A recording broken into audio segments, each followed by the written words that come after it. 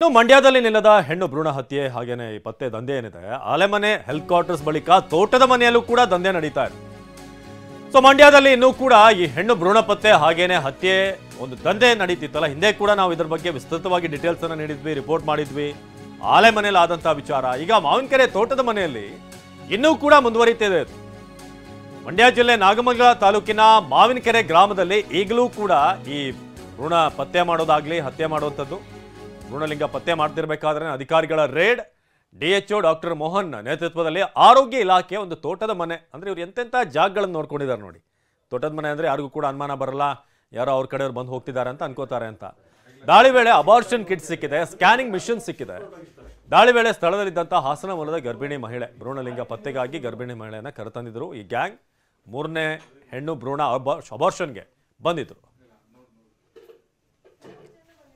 ನಮ್ಮ ಮಂಡ್ಯದ ಪ್ರತಿನಿಧಿ ಪ್ರಶಾಂತ್ ಈ ಬಗ್ಗೆ ಹೆಚ್ಚಿನ ಮಾಹಿತಿಯನ್ನು ನೀಡ್ತಾರೆ.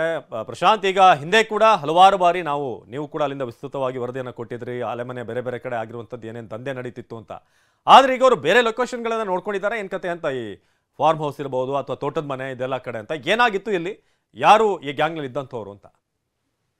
ಅವಿನಾಶ್, ಸರ್ಕಾರ ಮತ್ತೆ ಮಂಡ್ಯ ಜಿಲ್ಲಾಡಳಿತ ಏನೆಲ್ಲ ಶಿಸ್ತಿನ ಕ್ರಮಗಳನ್ನ ಕೈಗೊಂಡ್ರು ಕೂಡ ಸಕ್ಕರೆ ನಗರಿ ಮಂಡ್ಯದಲ್ಲಿ ಹೆಣ್ಣು ಭ್ರೂಣಲಿಂಗ ಪತ್ತೆಯಾಗಿರ್ಬೋದು, ಹತ್ಯೆ ಅಂತಹ ಕರಾಳ ದಂಧೆ ನಿಲ್ತಾ ಇಲ್ಲ.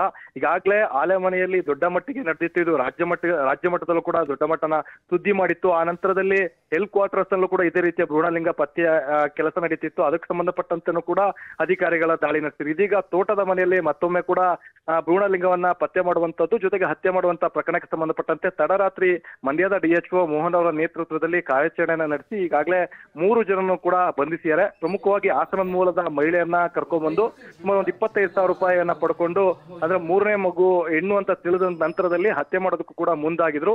ಈ ಮಾಹಿತಿ ಮೇರೆಗೆ ಆರೋಗ್ಯ ಇಲಾಖೆ ಅಧಿಕಾರಿಗಳು ಡಿಎಚ್ಒ ನೇತೃತ್ವ ದಾಳಿ ಮಾಡಿದ್ದಾರೆ. ಜೊತೆಗೆ ಈ ಕರಾಳ ದಂಧೆಯನ್ನು ನಡೆಸಿದ್ದಂತ ಅಭಿಷೇಕ್ ಆತ ದಾಳಿ ವೇಳೆ ಎಸ್ಕೇಪ್ ಆಗಿರುವಂತದ್ದು.